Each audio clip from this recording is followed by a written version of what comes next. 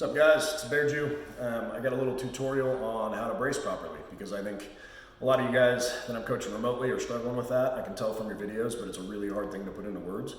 So I'm going to show you and hopefully this helps. So for those of you that have been dealing with adductor strains, hamstring strains, maybe while deadlifting or squatting, general back tightness, like your low back just kind of getting fired up every time you squat or deadlift, a lot of times this will be the fix, right? I'm not saying every time, but a lot of times this will be a good fix. So let's dissect the squat first. So if I have a bar on my back, right? And as soon as I go to squat, what most of us do is we push our hips back and we arch our back, and then we start squatting. Now you guys will notice that's as deep as I can get when my back is arched like that.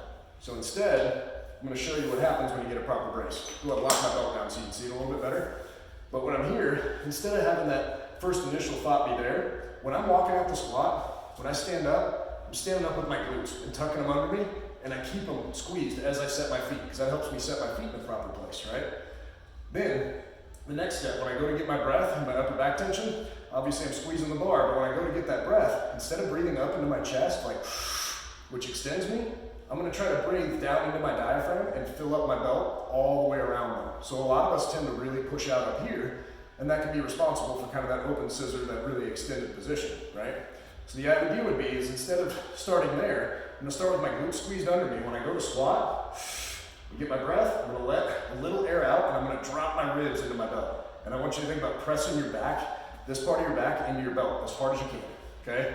And maintain the pressure in the front, so feel the abs kind of crunching in towards the spine.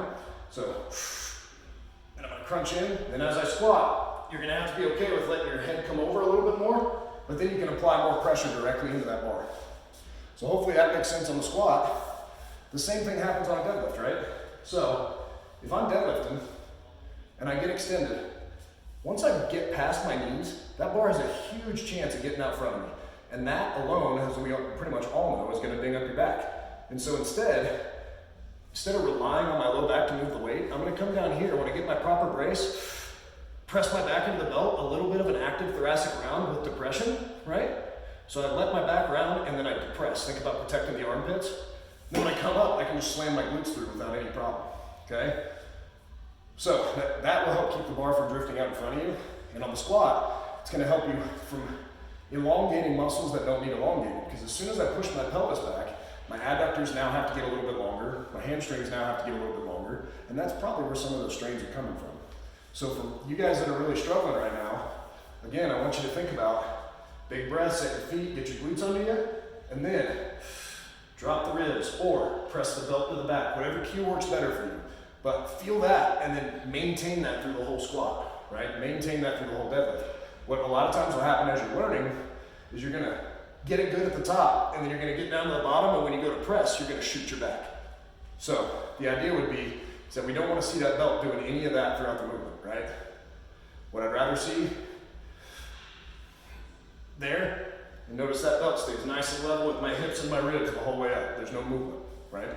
So that's one of the things I'm looking for, and I think that's gonna help you guys a lot with couple of the injuries a few of you guys are dealing with, and flat out, I think it's just gonna help you across the board. Bench is the only lift that doesn't really follow this, but as far as anything hip hinging, anything involving axial load on the spine, like this is the right way to do it, okay?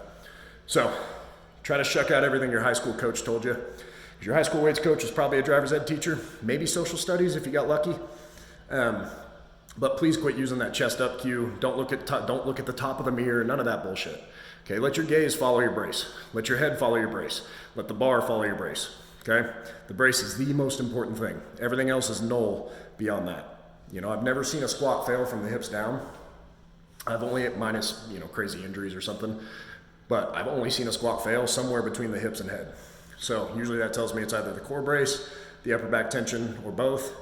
But with that, I think that'll help most of you guys out, especially with getting through some of these injuries and learning to not do it again. Because those of us, I know I've had a bunch of kind of consistent injuries throughout my life, like nothing too major. I've had some really big ones, but like the most annoying ones that I've had, barring the surgeries and stuff, was like my little adductor ding-ups and my little, you know, back twinges and my hamstring tendinopathy that I was dealing with for a while. And most of that stuff was just coming from bracing wrong and lifting in a way that wasn't allowing those things to cool off enough to ever give them a real break.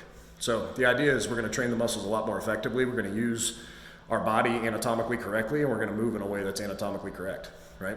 So maintain that really, really good brace, press your back into the belt, and before long, once you get used to doing it into the belt, you'll probably be able to do it beltless too. But I do think the belt is a great tool for learning. So hopefully that helps, guys.